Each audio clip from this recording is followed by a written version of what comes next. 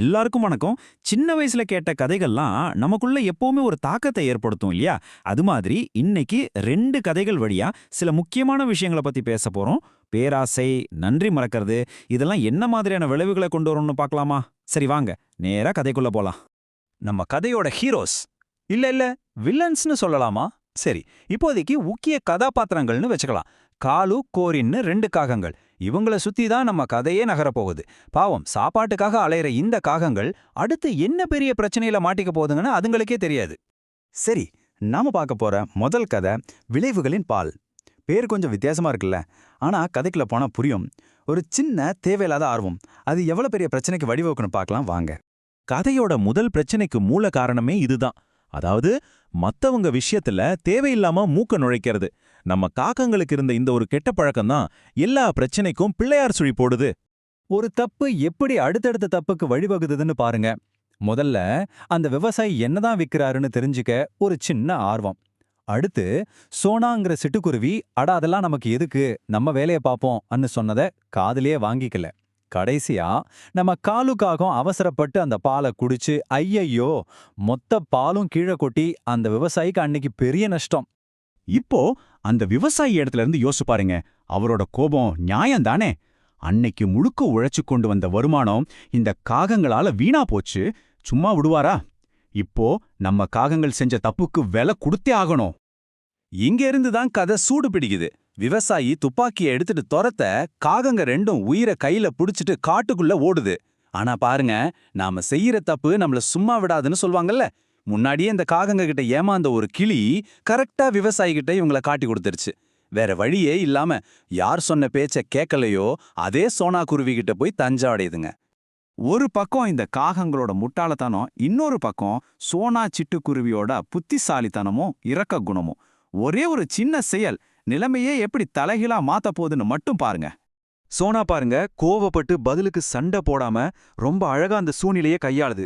விவசாயியோட கஷ்டத்தை புரிஞ்சுக்கிட்டு அவருக்கு நஷ்ட ஈடா சில பழங்களை கொடுத்து காகங்க சார்பா மன்னிப்பும் கேக்குது. எவ்வளோ ஒரு புத்திசாலித்தனமான செயல் பாத்தீங்களா? இதனால காகங்களும் காப்பாத்தப்படுது. சோனா சொன்ன இந்த வார்த்தைகள்ல தான் முதல் கதையோட மொத்த சாராம்சமும் இருக்கு. சிம்பிளா சொல்லணும்னா, நமக்கு சம்பந்தமில்லாத விஷயத்துல மூக்க நுழைச்சா தேவையில்லாத ஆபத்தை நாமளே தேடி போறதுக்கு சமம். ஆனா இங்க ஒரு கேள்வி வருது. சரி, காகங்க காப்பாற்றப்பட்டுடுச்சு. ஆனா அதுங்க உண்மையிலேயே பாடம் கத்துக்குச்சா, தெரிஞ்சிருச்சா? அதை தெரிஞ்சுக்க தான் நாம அடுத்த கதைக்குள்ள போக போறோம். வாங்க பார்க்கலாம். சரி, நம்மளோட 2வது கதை மறக்கப்பட்ட விருந்தோம்பல். இந்த கதை தான் நம்ம காகங்களோட உண்மையான குணம் என்னங்கறத ஒரு பெரிய பரீட்சை வச்சு பார்க்க போகுது. யோசிச்சு பாருங்க, புயல்ல மாட்டிக்கிட்டு கஷ்டத்துல வர்ற காகங்களுக்கு புறாக்கள் எவ்வளவு அன்பா இடம் கொடுக்குது. வெறும் இடம் மட்டும் இல்ல, சாப்பிட தானியங்கள் கொடுக்குது. அதுவும் பத்தாதுன்னு ஆண் புறா பறந்து போய் சோனா கிட்ட இருந்து ஸ்பெஷலா கிச்சடி வாங்கிட்டு வருது. ஆனா நம்ம காகங்க என்ன பண்ணுச்சு? தனக்குன்னு கொஞ்சம் கூட யோசிக்காம கொடுத்தது எல்லாத்தையும் முழுசா சாப்பிட்டுடுச்சு. புறாக்களோட நல்ல மனசு இதோட நிக்கல பாருங்க.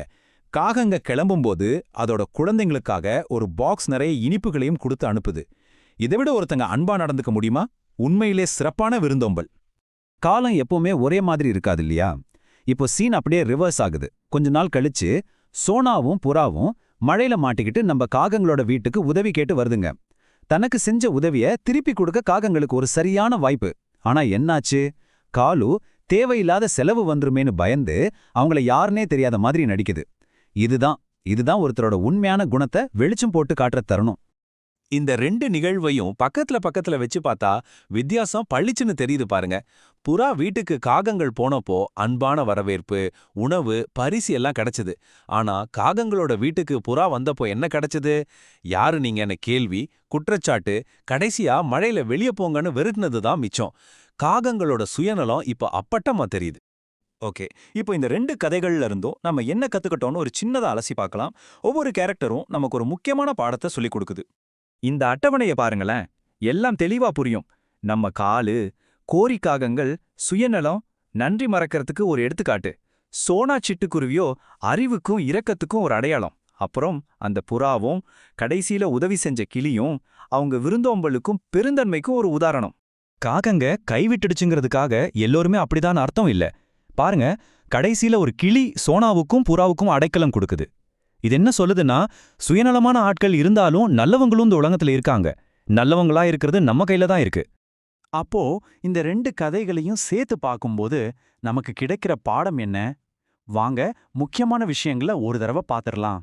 நாம ஞாபகம் வச்சுக்க வேண்டிய விஷயங்கள் இதுதான். முதல்ல, தேவையில்லாத விஷயத்துல தலையிடவே கூடாது.